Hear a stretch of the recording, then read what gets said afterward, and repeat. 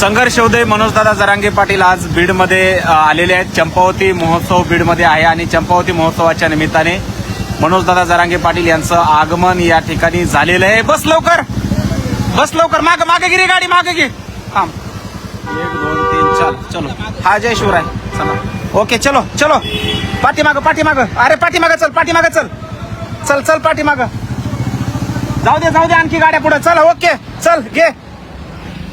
या ठिकाणी आपण बघतोय संघर्ष होते मनोजदादा जरांगे पाटील यांचा संपूर्ण ताफा या ठिकाणी बीडमध्ये दाखल झालेला आहे आणि आज बीडमध्ये चंपावती महोत्सव आहे। अनिलदादा जगताप यांच्या माध्यमातून या महोत्सवाचं आयोजन असतं आणि दादा या चंपावती महोत्सवाला भेट देण्यासाठी बीडमध्ये दाखल झालेले आहेत। आपण बघतोय आताची लाईव्ह क्षणचित्र आहेत। बीड शहरामध्ये संघर्ष होते मनोजदादा जरांगे पाटील यांचा संपूर्ण ताफा या ठिकाणी आलेला आहे आणि दादांचं आगमन आता बीड नगरीमध्ये या ठिकाणी झालेलं आहे। एका लग्न सोहळ्यानिमित्त काल दादा मुंबईला गेले होते आणि मुंबईवरून रात्री दादा आले। छत्रपती संभाजीनगरला काही कार्यक्रम होते आणि ते आटोपून आता दादांचा ताफा आहे। थोडी फास्ट घे दाद्या चिटकून।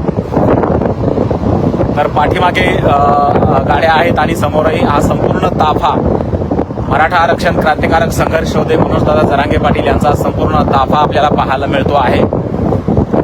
गोरगरीब गरजवंत मराठ्यांचा लढा दादांनी उभारला आणि या लढ्याला प्रचंड मोठ्या प्रमाणात यश प्राप्त झालं। आज असंख्य बांधव नोकरीमध्ये शिक्षणामध्ये ओबीसी आरक्षणाचा लाभ घेत आहेत आणि खऱ्या अर्थानं मराठ्यांच्या ओबीसी आरक्षणाचा मसीहा म्हणून या महाराष्ट्राच्या समाजकारणामध्ये ज्यांच्या कार्याची नोंद झाली ते संघर्ष होते मनोजदादा जरांगे पाटील यांच्यावरती सर्वसामान्य समाज हा जीव ओवाळून टाकतो। इतकं दादांवरती समाज बांधव प्रेम करतात आपल्या सगळ्यांना ज्ञात आहे आणि खास करून बीडकरांचं विशेष प्रेम आपल्या संघर्ष योद्ध्यावरती आहे।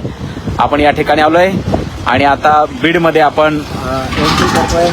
या ठिकाणी सगळे बांधव आहेत ते सगळे सोबत आहेत। या ठिकाणी श्रीरामदादा पाठीमागच्या गाडीमध्ये आहेत। आपण बघतोय की दादांचे सहकारी आहेत आणि संघर्ष होते मनोजदादा जरांगे पाटलांचं आगमन या बीड नगरीमध्ये या ठिकाणी झालेलं आहे। तर मित्रांनो हे लाईव्ह कुठून पाहताय मला नक्की कमेंट्समध्ये सांगा। हा व्हिडिओ जास्तीत जास्त शेअर